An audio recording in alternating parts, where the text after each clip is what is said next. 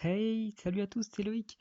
Aujourd'hui, comme ça fait longtemps que je vous ai pas fait de vidéo historique, j'ai décidé de vous présenter les 10 femmes, non pas 5 comme d'habitude, mais les 10 femmes les plus importantes de l'histoire.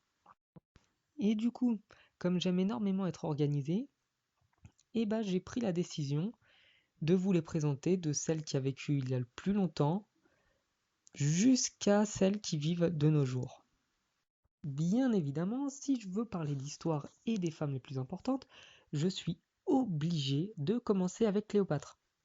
Donc Cléopâtre, pour ceux qui ne situent pas trop, elle a vécu entre -69 et -30, c'est des estimations. Elle a été la préférée, dira-t-on, de César, puis à sa mort de Marc-Antoine. Elle a été la reine d'Égypte, etc., etc. Et ce qui l'a fait rentrer un peu plus dans la légende, c'est qu'elle se serait, bon, c'est ce que pensent certains, elle se serait suicidée à la suite d'une défaite, par humiliation, par honte, mais d'autres pensent bien évidemment qu'il s'agit d'un suicide déguisé, que c'était en réalité un meurtre décidé par Marc-Antoine. En tout cas, le mystère reste entier et puis on a eu énormément d'histoires et de livres sur sa vie.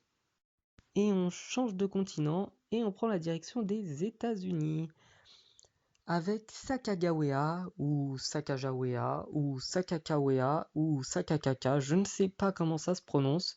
Toujours est-il que c'est une Amérindienne qui a vécu aux alentours de 1788 et qui serait décédée en 1812.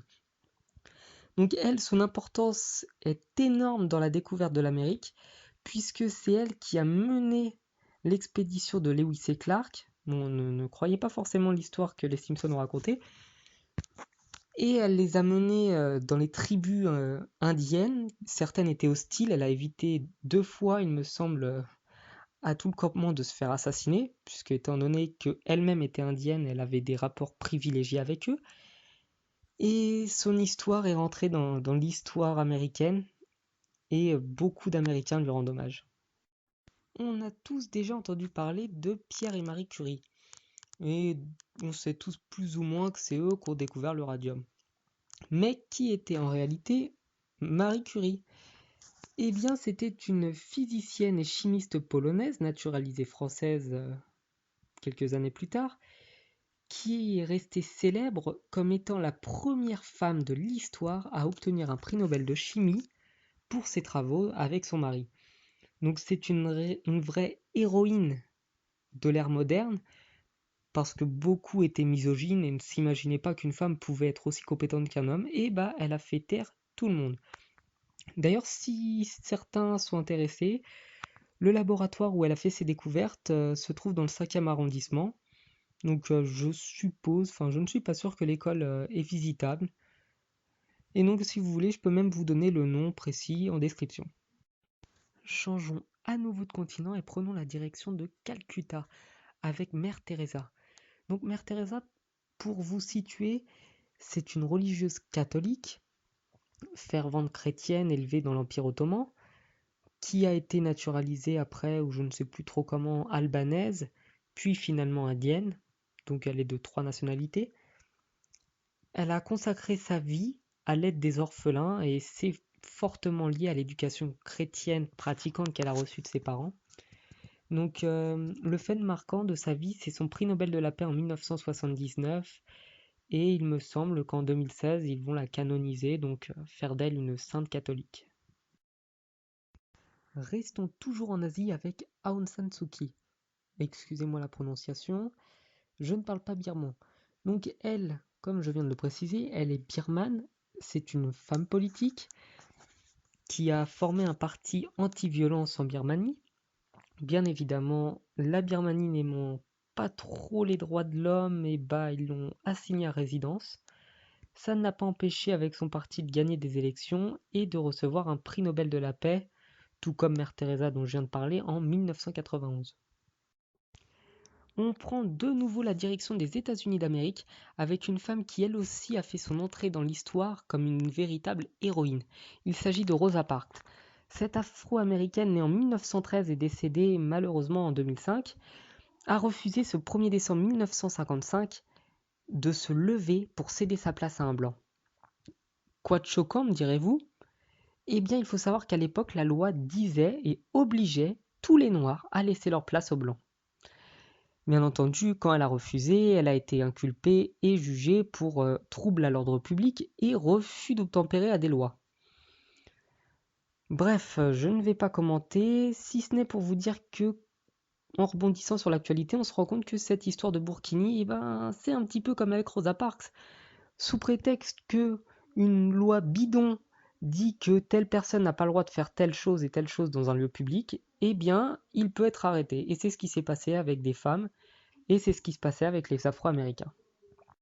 Reprenons la direction de la France et parlons à présent de Simone Veil, ou plutôt Simone Jacob, comme son nom de jeune fille l'indique.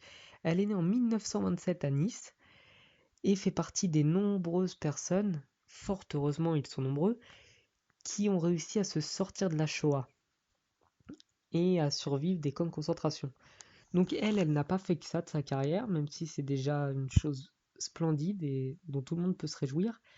Elle a également fait voter la loi Veil, donc en son nom, en 1975 qui dépénalise l'interruption volontaire de grossesse.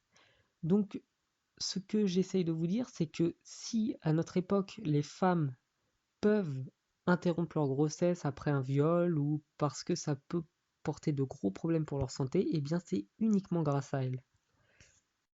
Je sais que c'est la 3e française dans mon classement, mais son histoire est tellement proche de celle de Simone Veil que je ne pouvais pas me permettre de ne pas la mettre. Donc elle est née en 1925 à Thivard, en Eure-et-Loire, et n'a pas été envoyée dans les camps de concentration comme Simone Veil, mais a participé à la libération de la France puisqu'elle faisait partie de la résistance. Elle a reçu une médaille militaire en 1946, bien que même encore maintenant, elle dit que ce n'était pas ça sa motivation et qu'elle l'avait fait pour son pays, et que bien sûr, si c'était à refaire, elle le referait. Prenons la direction de la Belgique, donc pas très loin de la France, et plus précisément de Bruxelles, avec Marguerite Yourcenar. Son nom est très long, donc je vais vous l'épargner, je vais vous l'écrire, mais je vais vous l'épargner. Donc elle, si je l'ai mis dans ce top 10, c'est parce que c'est la première femme de lettres, la première femme bien sûr, à rentrer à l'Académie française. Donc c'était un honneur qui était réservé uniquement aux hommes, jusqu'à ce qu'elle soit acceptée en 1981. Et rien que pour ça, elle mérite cette place. Quoi de mieux pour finir un classement sur les 10 personnes les plus importantes de l'histoire qu'une reine? Élisabeth II, avec ses plus de 60 ans de longévité en tant que reine, hein, bien sûr, puisqu'elle a plus de 80 ans, est la reine qui nous aura le plus marqué, puisque de notre époque jusqu'à celle de nos grands-parents, voire de nos arrière-grands-parents, tout le monde aura connu la reine Élisabeth comme reine. Bon, inutile de préciser, même si je le fais tout de même, que le God Save the Queen est en son honneur, et qu'elle est très bien partie pour être, pourquoi pas, rien ne nous dit qu'elle ne pourra pas le faire, être la plus vieille souveraine de l'histoire de l'Europe. Bon, eh bien, mon classement est déjà terminé. J'espère que je n'aurai pas oublié d'autres femmes importantes, parce qu'il y en a eu énormément. Je ne peux pas mettre tout le monde dans une vidéo, sinon il me faudrait, je pense, au moins 3 heures de vidéo, et ce n'est pas le but.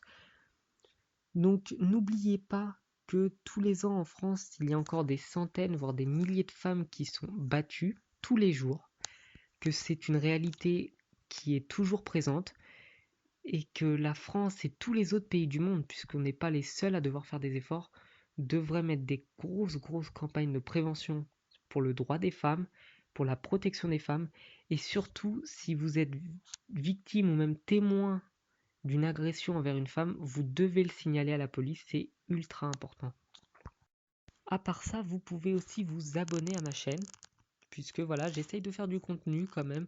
J'ai eu un petit peu moins d'activité ces derniers temps, bon voilà, des raisons sur lesquelles je ne vais pas m'étaler.